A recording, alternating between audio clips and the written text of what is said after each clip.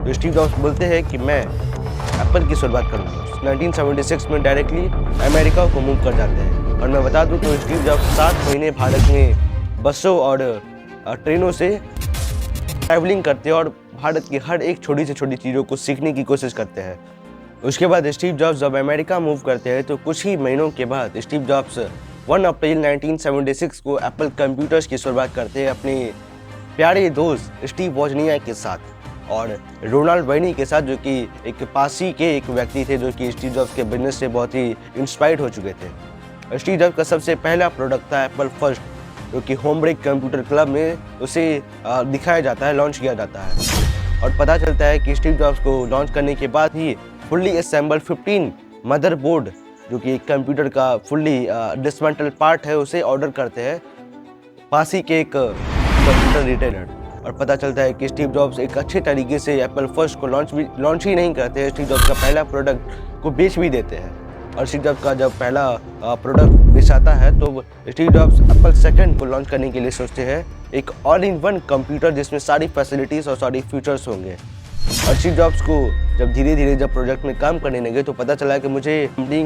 को चलाने के लिए पैसे की ज़रूरत पड़ेगी।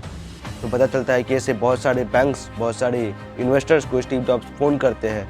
तो उसके दोस्त स्टीव वोजनियाक की बहुत सारे अपने रिलेटिव्स को फ़ोन करते हैं, लेकिन उसके पास कोई चारा नहीं बचता है, बहुत कोई ऑप्शन नहीं बचता है। इसलिए ये दोनों डिसाइड करते हैं ये दोनों अपनी जो सामान है, जो फेवरेट सामान है, उसे बेच देंगे। तो स्टीव वोजनियाक अपना HP का कैलकुलेटर बेच देते हैं। स्टीव जॉब्स अपनी वॉक्सवैगन कार, जो कि उसे फादर ने गिफ्ट की थी, उसको बेच देते हैं। और इस दोनों चीज़ों से जो पैसा आता है वो स्टीव जॉब्स अपने एप्पल 2 सेकेंड प्रोजेक्ट में लगा देते हैं। लेकिन पता चलता है कि एप्पल सेकेंड जो प्रोजेक्ट है इतना कॉस्ट इफेक्टिव है, उसके लिए और पैसे की ज़रूरत पड़ेगी। इसलिए स्टीव जॉब्स फिर से फ़ोन करते हैं, लेकिन पैसे का जुगाड़ नहीं होता है।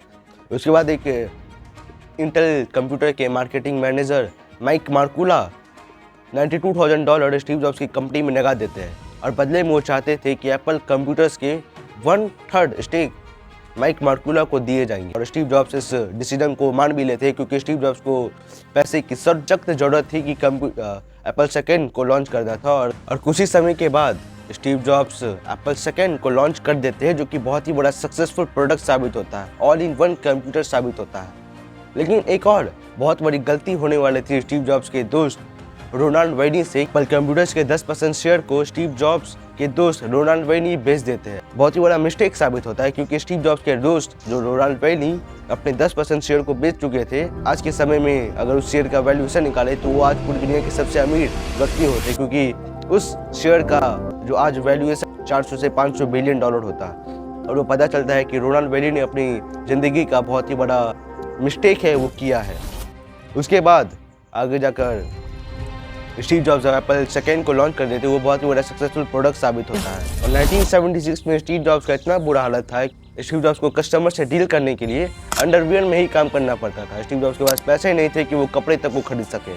लेकिन उसके 1 साल के बाद स्टीव जॉब्स 1977 में स्टीव जॉब्स इतने अमीर बन चुके थे। 23 साल की उम्र में स्टीव जॉब्स एक $5 मिलियन के मालिक बन चुके थे। 25 साल के होते हैं, अगर हम आज के इन्फ्लेशन को कैलकुलेट करके बोले तो स्टीव जॉब्स $800 मिलियन के मालिक बन चुके थे। और इतने कम उम्र में स्टीव जॉब्स पूरी दुनिया के सबसे प्रभावशाली व्यक्तियों में गिने जाने लगे। और स्टीव जॉब्स अल्ट्रा मिलियनर बन चुके थे।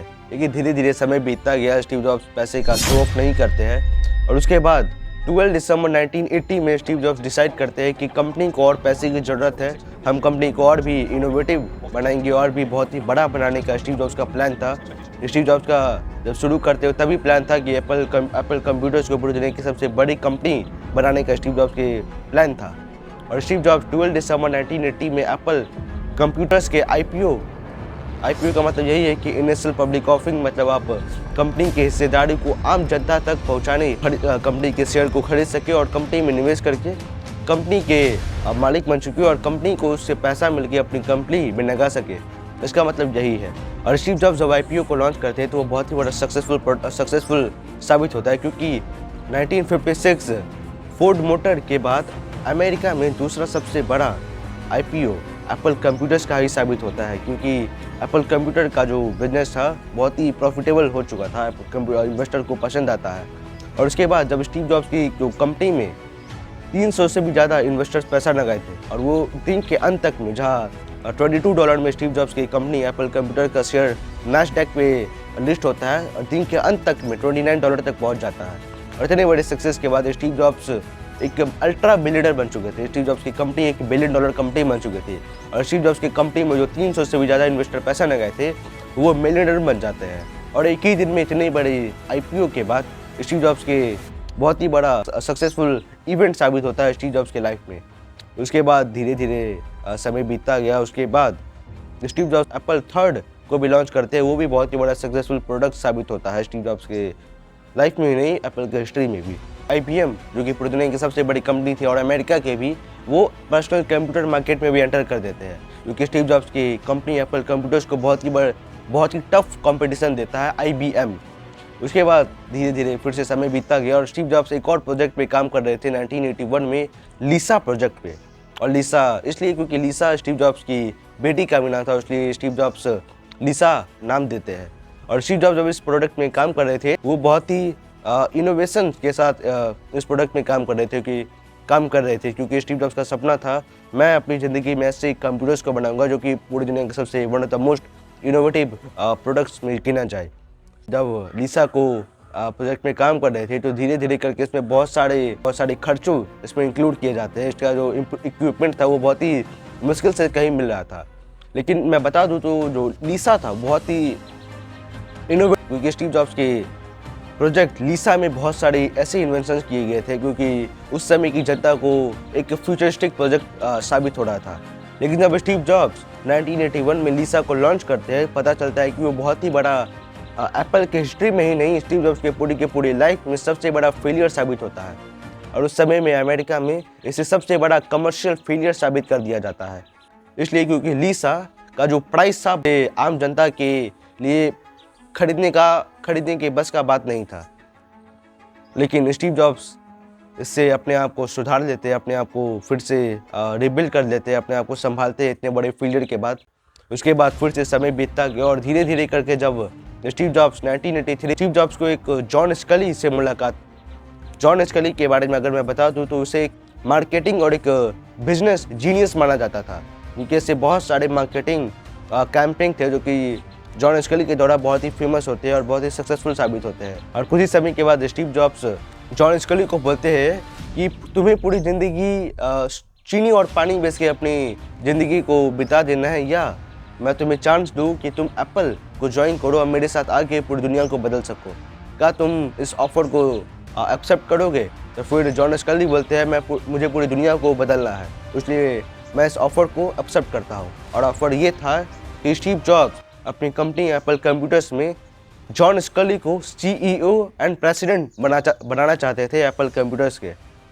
और उस समय में एप्पल कंप्यूटर्स का नाम बदल के एप्पल रख दिया गया था और उसका लोगो भी बदल चुका था।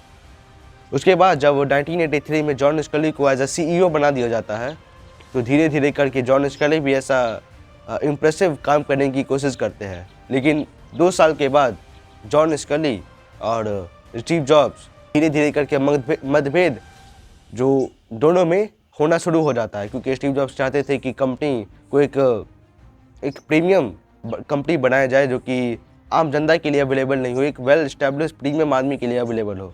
और आज भी अगर आप देखें तो स्टीव जॉब्स की जो बनाई गई कंपनी है एप्पल एक प्रीमियम कंपनी की तरह देखी जाती है पूरी दुनिया में, और आईफोन को भी। और जॉन स्कली चाहते थे कि मैं एप्पल कंप्यूटर्स को एक पब्लिक कंपनी बना के रखूँ, ऐसी कंपनी जिसमें हर जनता उसको खरीद सके, लेकिन चीपर कंपनी बनाना चाहते थे जॉन स्कली। लेकिन ऐसी बहुत सारे स्ट्रगल्स भी होते हैं। फिर धीरे धीरे करके 1985 में मैकिन्टॉश स्टीव जॉब्स के द्वारा लॉन्च किया जाता है और मैकिन्टॉश स्टीव जॉब्स के लाइफ में बहुत ही बड़ा सक्सेसफुल प्रोडक्ट साबित होता है क्योंकि मैकिन्टॉश एक ऑल इन वन कंप्यूटर था जिसमें बहुत सारे इन्वेंशंस किए गए थे स्टीव जॉब्स के द्वारा, फीचर्स लाए गए थे मैकिन्टॉश में जो कि इसके लिए पब्लिक जो है बहुत ही इंटरेस्टेड हो जाती है।